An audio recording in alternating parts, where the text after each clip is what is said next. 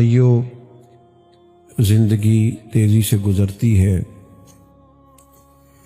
ہم دیکھتے ہیں ایک بہت بڑی تعداد دنیا میں آتی ہے، زندگی کی صبحوں اور شاموں کو دیکھتی ہے۔ بہت سارے سخت گیر حالات سے لوگ گزرتے ہیں، دکھ دیکھتے ہیں، سکھ دیکھتے ہیں، آزمائش دیکھتے ہیں، بالآخر دنیا سے چلے جاتے ہیں۔ قابل غور بات تو ہے نا کہ یہ دنیا میں آنا، وقت گزارنا، حالات کو دیکھنا اور پھر چلے جانا، اس کا کوئی نہ کوئی مقصد تو ہوگا، کوئی نہ کوئی حکمت تو ہوگی۔ بھیجنے والے نے کچھ نہ کچھ فیصلہ کرم تو فرمایا ہوگا بھیجتے وقت۔ دنیا میں آنے کے لیے ہر انسان کا کچھ نہ کچھ مقصد ہے۔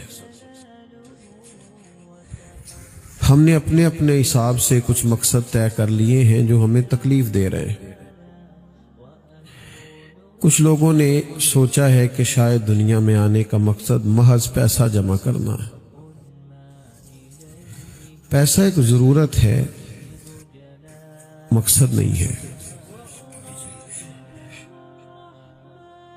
کچھ لوگوں کا خیال ہے کہ شاید بہت ساری شہرت جمع ہو جائے، ہزاروں، لاکھوں، سینکڑوں لوگ مجھے جاننے لگ جائیں، ہر آدمی کو پتہ چلے کہ میں بھی موجود ہوں، میرا بھی یہ نام ہے، میرا بھی یہ تعارف ہے، تو شاید یہ میرا مقصد ہے۔ کچھ لوگوں کا خیال یہ ہوتا ہے کہ کسی بڑے عہدے پر متمکن ہو جاؤں، کوئی بڑا منصب مل جائے، کوئی سیاسی سماجی حلقوں میں جانا پہچانا جانے لگوں، تو یہ میرا مقصد ہے۔ کچھ کام تکلیف دہ ہوتے ہیں، اذیت پہنچاتے ہیں۔ یہ دولت کی، شہرت کی، اقتدار کی محبت یہ بہت بڑا نقصان کرتی ہے انسان کی روح کا۔ آپ نے کبھی لوگوں کو افسوس کرتے دیکھا ہوگا کہ یار فصلیں پکی تھی، بارش آ گئی، یا فصلیں پکی ہوئی تھیں اور آگ لگ گئی، یا فصلیں پکی تھیں اور طوفان آ گیا۔ اندر کی فصل جب پوری طور پر پک جاتی ہے نا، روح کی فصل جب پوری طور پر پک کر تیار ہوتی ہے، تو اس کا جو طوفان، جو بارش نقصان کرتی ہے، وہ دولت اور شہرت کی محبت ہے۔ پورے طور پر روح اجڑ جاتی ہے، انسان کو پتہ بھی نہیں ہوتا، وہ باطنی طور پر پورے طور پر بے آباد ہو جاتا ہے۔ حدیث موجود ہے سیاستہ میں، نبی کریم صلی اللہ تعالی علیہ وسلم نے ارشاد فرمایا کہ دو بھوکے بھیڑیا ویسے ہی خطرناک ہوتا ہے، اور بھوکا ہو پھر کتنا خطرناک ہوگا۔ حضور فرماتے ہیں دو بھوکے بھیڑیے بکریوں کے ریوڑ میں کھلے چھوڑ دیے جائیں، وہ اتنا نقصان نہیں کرتے جتنی دولت اور شہرت کی محبت انسان کے باطن کا نقصان کرتی۔ آپ سوشل میڈیا اٹھا کے دیکھیں، سیانے سیانے لوگ مشہور ہونے کے لیے کیا حرکات کر رہے ہیں۔ وزادار آدمی ہے، کچھ چیزیں اس کی طبیعت پر میچ ہی نہیں کر رہی، لیکن اسے شہرت چاہیے۔ دولت کمانے کے لیے لوگ کیسے کیسے خطرناک حربے استعمال کرتے ہیں۔ تو کریم رب نے فرمایا تمہارا دنیا میں آنے کا مقصد ہے، اس مقصد حیات کو سمجھو۔ ارشاد فرمایا الذی خلق الموت والحیات لیبلوکم ایکم احسن عملا، ہم نے موت اور حیات کو اس لیے پیدا کیا ہے تاکہ پتہ چلے تم میں بہترین عمل کون کرتا، اپنے کردار سے، اپنی صلاحیت سے، اپنے ہنر سے، اپنے منصب سے، اپنی تعلیم سے بہترین زندگی کون گزارتا ہے، اور اچھے اعمال کا اثر کون چھوڑتا ہے۔ ہم میں سے بہت سارے لوگ باصلاحیت ہوتے ہیں، کچھ کی بولنے کی صلاحیت ہوتی ہے، کچھ کی لکھنے کی صلاحیت ہوتی ہے، کچھ کی کسی شعبے کے اندر مہارت ہوتی ہے، کوئی بجلی کو جانتا ہے، کوئی فن حرب و ضرب کو جانتا ہے، کوئی وکالت کے شعبے سے آگاہ ہے، کوئی میڈیکل کے شعبے سے وابستہ ہے۔ سارے لوگ باصلاحیت ہوتے ہیں، کوئی نہ کوئی خوبی اللہ تعالیٰ نے ہر بندے میں رکھی ہوتی ہے۔ حضرت سعدی شیرازی رحمت اللہ تعالی علیہ کے سامنے ایک شخص اپنے دوستوں کا شکوہ کر رہا تھا اور کہہ رہا تھا کہ میرے دوست بڑے ہی نکمے ہیں اور بڑے ہی بیکار ہیں اور ان کے اندر کوئی خوبی نہیں پائی جاتی اور ہمیشہ تانگی کرتے۔ تو حضرت سعدی اسے پھر بھی کہہ رہے تھے کہ دوستوں کو چھوڑنا نہیں چاہیے، غلطیوں کی اصلاح کی کوشش کرنی چاہیے۔ ہاں بدعقیدہ ہو جائیں، بد مذہب ہو جائیں تو بات الگ ہے، لیکن ویسے کوئی کمزوریاں آ جائیں تو ان کمزوریوں کی اصلاح ہوتی ہے، تربیت ہوتی ہے۔ آپ تربیت کر لیں، لیکن وہ بندہ کہنے لگا جی ان میں کوئی خوبی پائی نہیں جاتی، تو حضرت سعدی فرمانے لگے یہ تو نہیں نہ ہو سکتا کہ اللہ نے بندہ بنایا اور اس میں خوبی کوئی نہ ہو۔ وہ کہنے لگا حضور ان میں کوئی خوبی نہیں۔ فرمانے لگے چل پھر سن، پانی اگر بڑا گدلا بھی ہو نا، میلا کچیلا بھی ہو، تو آگ بجھانے کے کام پھر بھی آ جاتا ہے۔ اسے پی نہیں سکتے، اسے وضو نہیں کر سکتے، اسے کسی خاص استعمال میں نہیں لا سکتے، پر آگ جیسی خطرناک چیز پھر بھی بجھا سکتا۔ تو اللہ نے ہمارے اندر صلاحیتیں رکھی ہوتی ہیں، ایک تو ہم اپنی صلاحیت کو پہچانتے نہیں، غور نہیں کرتے کہ ہمارے اندر ہمارے رب نے کیا خوبی رکھی۔ نبی رحمت صلی اللہ تعالی علیہ وسلم کا کمال یہ ہے کہ حضور نے لوگوں کی چھپی ہوئی خوبیاں نکھار ڈالی۔ حضور نے انہیں بتایا کہ تم یہ کر سکتے ہو، یہ تمہارے اندر انقلاب ہے۔ جو لوگ سمجھتے تھے کہ ہم صرف بکریاں اور اونٹ ہی چلا سکتے ہیں، مدینے والے محبوب نے فرمایا نہیں، تم دنیا کا نظام بھی چلا سکتے ہو، تم حکومت بھی سنبھال سکتے ہو۔ خود نہ تھے جو راہ پار اوروں کے ہادی بن گئے۔ وہ کیا نظر تھی جس نے مردوں کو مسیحا کر دیا؟ تو پہلے تو اپنے اندر دیکھیں کیا خوبی کیا پائی جاتی ہے، آپ کیا کر سکتے ہیں، کیا آپ کے اندر کمال پایا جاتا ہے۔ اپنی اس صلاحیت کو پہچانیں اور پہچاننے کے بعد پھر اس سے مثبت کام لیں، منفی کام۔ کچھ لوگوں کے اندر صلاحیت ہوتی ہے منفی کام لیتے ہیں۔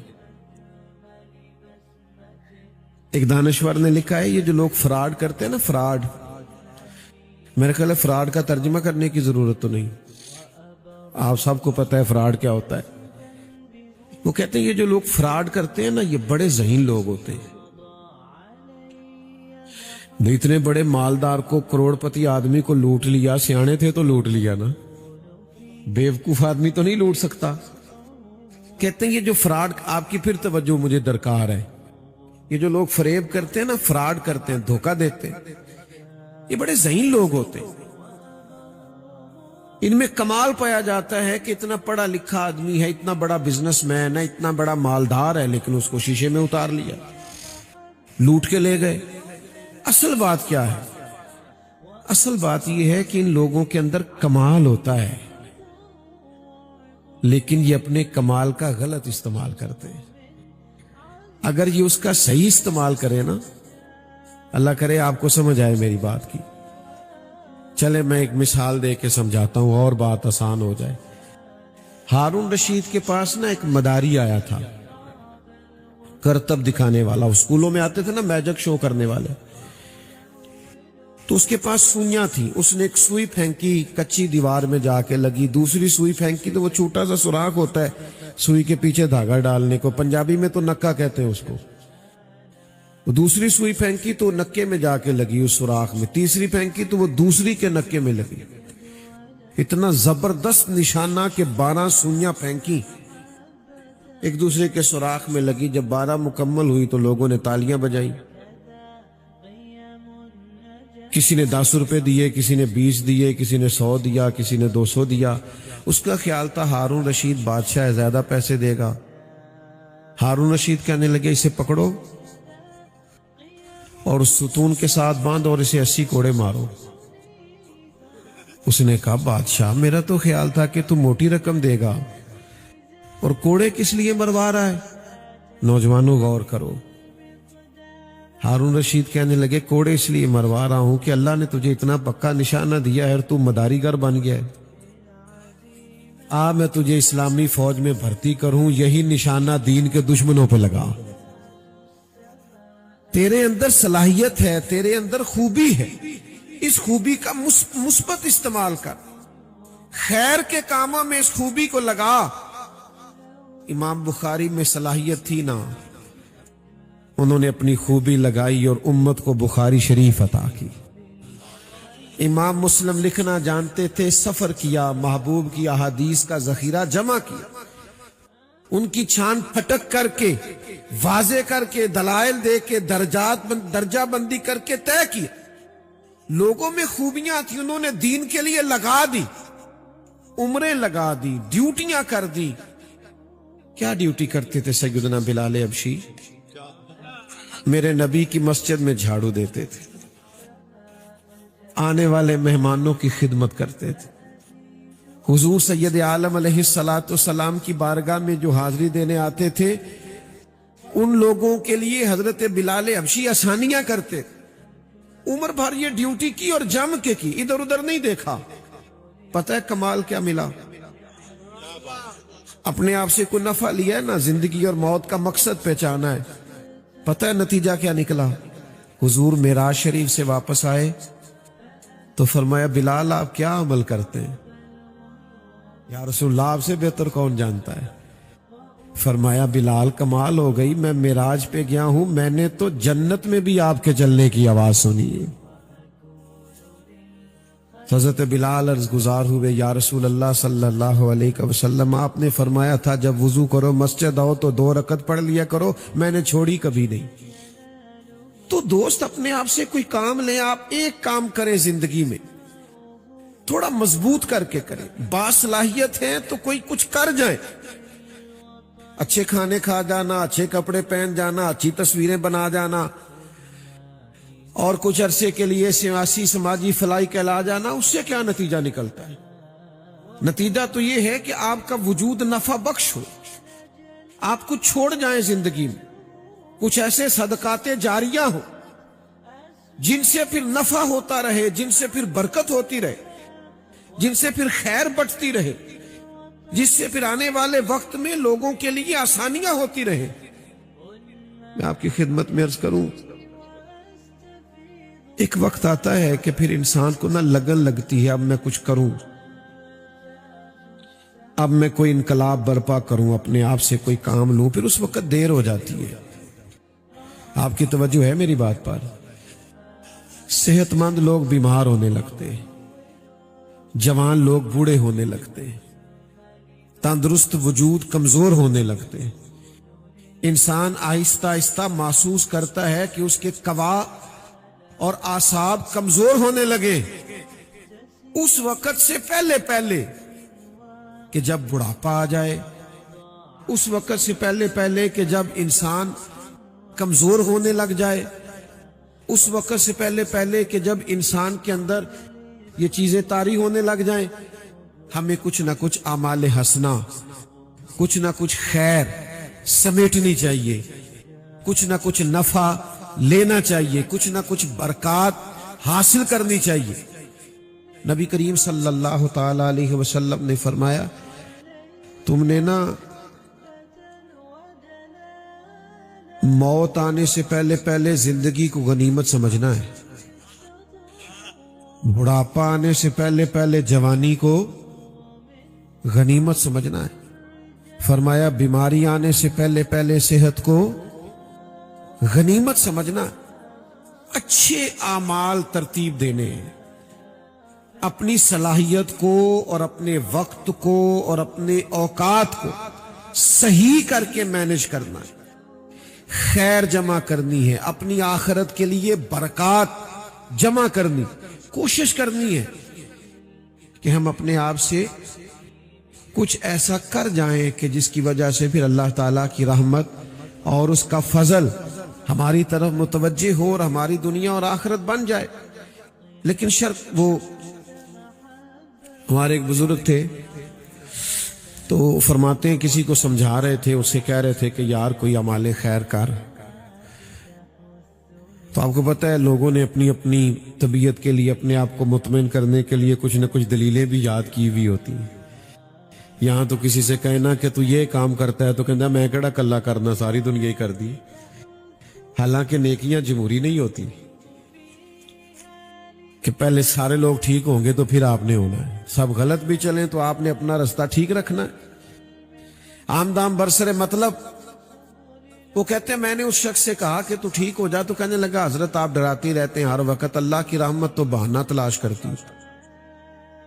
تو فرمانے لگے یہی تو تجھے سمجھا رہا ہوں، کچھ ایسا کر کہ بہانہ بن جائے اس کی رحمت کا.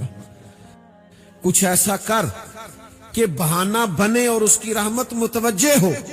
تو بھائی کچھ ایسا عمل کریں، کچھ ایسا زندگی میں کر گزریں.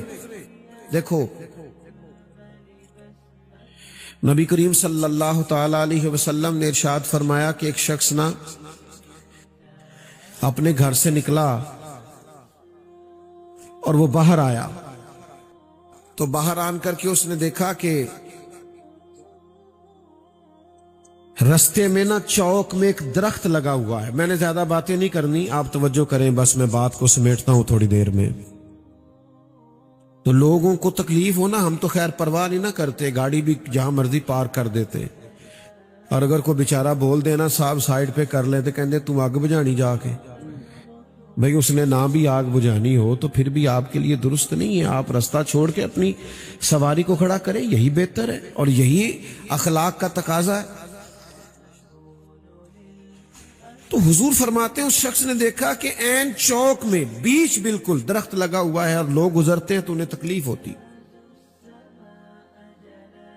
تو اس شخص نے کیا کیا، اس نے اکیلے نے نا وہ درخت کاٹ دیا، لوگوں کا رستہ کشادہ کر دیا کہ اللہ کے بندے گزرے تو انہیں تکلیف نہ ہو. فرمایا اس نے لوگوں کا رستہ کشادہ کیا تھا، اللہ تعالیٰ نے اس کے لیے اپنی رحمت سے معافی کا فیصلہ فرما دیا. لیکن یہاں تو لوگوں کو رستے بند کرنے کا شوق ہے، رستے تنگ کرنے کا شوق، تکلیفیں دینے کا شوق. تو یاد رکھیے گا کہ اپنے وجود سے کچھ ایسا کیا جائے جس سے اللہ کی رحمت کرم متوجہ ہو، بہانہ بنے اور ہمارے لیے آسانی ہو. لیکن ہم باوجود اس کے کہ ہمارے اندر صلاحیت ہوتی ہے، خوبی ہوتی ہے، کر سکتے ہیں، ہماری گنجائش میں ہوتا ہے. آپ نے مجھ سے ناراض نہیں ہونا، کچھ لوگوں کے ایک ٹیلی فون سے کئی لوگوں کا مسئلہ حل ہو جاتا ہے، لیکن وہ اتنی تکلیف کرنا بھی پسند نہیں کرتے. ان کے صرف کہہ دینے اور بول دینے سے برکت ہو جاتی، لیکن وہ اس کے لیے بھی ذہنی طور پر تیار نہیں ہوتے. تو ساتھیو کوشش کی جائے کہ کچھ ایسا زندگی میں کر جائیں کہ جب ہم جائیں نا دنیا سے تو دعائیں کرانی نہ پڑے، دعائیں نکل جائیں دلوں سے. جو آئے وہ دعا کر کے جائے کہ یار کمال ہو گئی، یہ تو بندہ ہی بڑا قابل تھا، یہ تو بندہ ہی بڑا انفرادی تھا. یعنی دعائیں، وہ مرحوم واصف علی واصف تھے نا، تو سکول ایک بنا رکھا تھا، پرائیویٹ سکول، ریٹائرمنٹ. آپ کی توجہ ہے میری بات پر؟ تو ایک دن وہ کلرک کہنے لگا کہ حضرت میں لوگوں سے کہتا ہوں اتنی فیس دیں تو آپ کے پاس جاتے ہیں تو آپ کہتے ہیں فری داخل کر لو. تو ہر روز اتنے بندے آپ فری داخل کر رہے ہیں تو کاروبار کیسے چلے گا؟ تو فرمانے لگے تیرا کیا خیال ہے؟ میں کاروبار کر رہا ہوں. انہوں نے کہا پھر کیا کر رہے ہیں؟ کہنے لگے اپنے جنازے کے بندے پکے کر رہا ہوں. میں اپنے جنازے کے اکھاں جدوں میٹیاں زمانہ مینوں روے گا، اپنا تے اپنا بیگانہ مینوں روے گا. جدوں نہ میں دسیا میں خاراں نوں میں خانے وچ، پھر جام ٹوٹ جان گے تے میں خانہ مینوں روے گا. کئی لک لک رون گے تے کئی بک بک رون گے، گلیاں دا یانا تے سیانا مینوں روے گا. تو کو کام ایسا کیا جائے جس سے انسان کے لیے صدقہ جاریہ بچے. باقی یہ کہ ہم آ رہے ہیں، ہم جا رہے ہیں، یہ میں یہاں حاضر ہوں، میں یہاں پہنچ گیا ہوں، میں یہاں سے نکل گیا ہوں، اب سارا دن سٹیٹس لگائیں منع نہیں ہے، پر یہ کہ بھائی اپنے وجود سے کوئی کام بھی لے، کچھ ایسا کریں جس کی برکات مرنے کے بعد قبر میں بھی نصیب ہو، جس کی برکات مرنے کے بعد آخرت میں بھی نصیب ہو، جس کا کچھ نفع بھی حاصل ہو۔ اب تو ہم اپنے دینی کاموں کو بھی دنیا بنا لیتے، اس میں بعض اوقات اتنا دکھاوا ہو جاتا ہے کہ دینی کام دینی رہتا ہی نہیں، وہ دنیا بن جاتا ہے۔ میں نے آپ سے وعدہ کیا تھا لمبی چوڑی تقریر نہیں کرنی، پر ایک دو بات سنیں تاکہ اپنی بات کو سمیٹنے کی طرف آؤں۔ حضور علیہ السلام نے فرمایا ایک تاجر، محض تاجر تجارت کرتا ہے، یعنی اسلام آپ کو یہ نہیں کہتا کہ آپ سارے کاروبار چھوڑ دیں، نوکریاں چھوڑ دیں، تسبیحات لے لیں، مسجد میں بیٹھ جائیں، دنیا کا کوئی کام ہی نہ کریں۔ اسلام کہتا ہے سارے کام کرو، بس اپنی اپنی سیٹ پہ بیٹھ کے نا تو اللہ کے بندوں کا بھلا کرو۔ میرے پاس نا ایک مخصوص محکمے کے کچھ لوگ آئے، کہنے لگے ہمیں کو نصیحت کر دے، تو میں نے کہا میری نصیحت یہ ہے کہ جیڑا بندہ تہاڈے کو کام ہوندا ہے نا انہوں یہ نہ آکھیا کرو کل آئی۔ بھائی اتنی نصیحت ہے، اگر آپ کر سکتے ہیں تو آج ہی کر دیں۔ اللہ کے بندوں کو آسانی دیں، اللہ آپ پہ آسانی کر دے گا۔ کل آنا، پرسوں آنا، شام کو آنا۔ اچھا پھر مزے کی بات یہ کہ کوئی واقف مل گیا تو پھر اٹھ کے مل بھی لیتے ہیں، پھر چائے بھی پلا لیتے ہیں، پھر کام بھی کر دیتے ہیں۔ تو آپ نے اپنے منصب کا فریضہ نہیں ادا کیا، آپ نے تو تعلقات نبھائے۔ آپ کا منصب یہ تھا کہ جو بھی آتا آپ پیار کرتے، جو بھی آتا آپ محبت کرتے۔ تو میرے عزیز حضور فرماتے ایک تاجر تھا، تجارت کرتا تھا۔ تو ظاہر ہے کہ سب لوگ امیر نہیں ہوتے، کچھ غربا بھی ہوتے ہیں، تو کچھ غریب لوگ نہ ادھار لے جاتے تھے۔ تو پھر وہ تقاضا کرنے کے لیے لوگوں کو بھیجتا کہ جاؤ، بھیجتے ہیں نا سیلز مین کو پیسے، ہم اگرائی کہتے ہیں اپنی زبان میں، کہ جاؤ گرائی کر کے لاؤ۔ تو وہ جاتا کہ جا کر کے پیسے تم لوگوں سے لے کے آؤ۔ تو حضور فرماتے ہیں وہ پتہ کیا کرتا، وہ تاکید کرتا کہ جو آدمی امیر ہو اور جان بوجھ کے پیسے نہ دے اس پہ سختی کرنا، لیکن اگر کوئی غریب ہو، تنگ دست ہو، مجبور ہو تو اسے گنجائش دے دینا، ہمارا گزارا ہوتا ہے۔ قیامت میں جب وہ اللہ کے حضور کھڑا ہوگا تو رب اسے معاف کر دے گا۔ تو وہ عرض کرے گا مالک اس معافی کا سبب کیا بنا؟ تو اللہ فرمائے گا تو کہا کرتا تھا نا جو غریب ہوا اسے آسانی دے دینا۔ یا اللہ میں کہا کرتا تھا، فرمایا تو میرے بندوں پہ آسانی کرتا تھا تو میں آج تیرے اوپر آسانی نہ کروں؟ تو بھائی جو آپ خیر کر سکتے ہیں، جو آپ بھلا کر سکتے ہیں، جو آپ ڈیوٹی کر سکتے ہیں،